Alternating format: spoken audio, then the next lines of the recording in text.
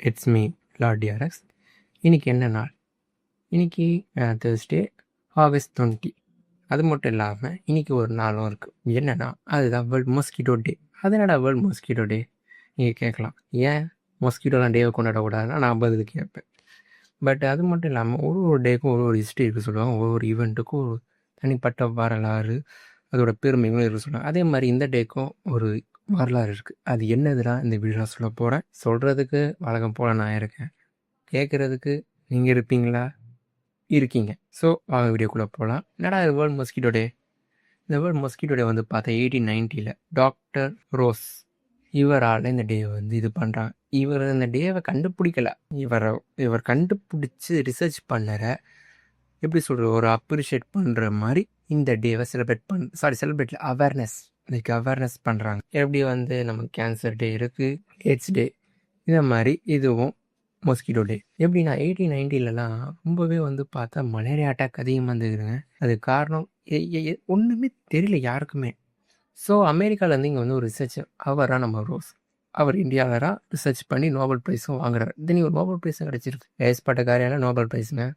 இவர் கண்டுபிடிச்சார் இந்த மலேரியாவோட தாக்கத்தையும், அது எங்கேருந்து வருது, எப்படி வருது, எல்லாமே அந்த நோ ஐடியாவில் இருந்து இவர் ஐடியா கொடுத்தாரு, ரிசர்ச் பண்ணார், வேட்டி அடைஞ்ச இவரை பாராட்டுற மாதிரி இந்த உலகமே நோபல் ப்ரைஸ் உலக பெரிய புத்திசாலிகள் மக்கள் சேர்ந்து கொடுக்குறது இவர் கொடுத்தாங்க. எப்படி இவர் கண்டுபிடிச்சார்? ஃபஸ்ட்டு மலேரியா பேஷண்ட்டோட பாடியோட டிஎன்ஏவோ சாம்பிள்ஸோ பிளட் ஹீரோ எல்லாமே எடுத்து பார்க்குறாரு.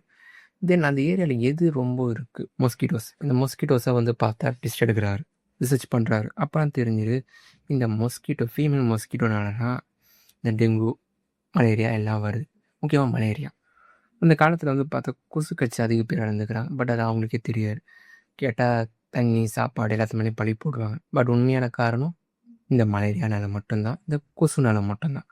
சின்ன கொசுன்னு நினச்சினா நம்ம உடம்புலேருந்து 1000 லிட்டர் ரத்தத்தை உரியுது ஒரு வருஷத்துக்கு.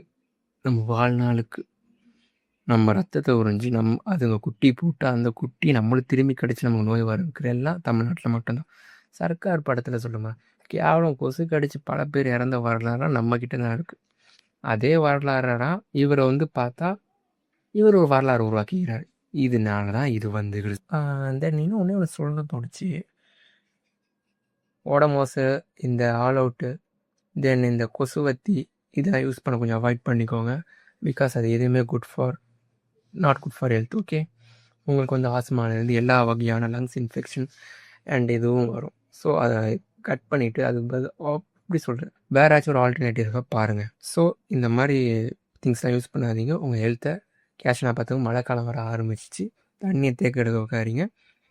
இந்த நம்ம ஸ்கூலில் படித்த மாதிரி டையில் தண்ணி தேங்கிறதோ, முக்கியமாக ட்ரம்மு எல்லாமே மூடிடுவீங்க, தண்ணியை தேங்க வைக்காதீங்க. நீங்கள் இப்போ நல்லா இருந்தாரா, நான் நல்லா இருக்கும்போது நான் நல்லா இருந்தாரா, எல்லோரும் நல்லா இருக்க முடியும்.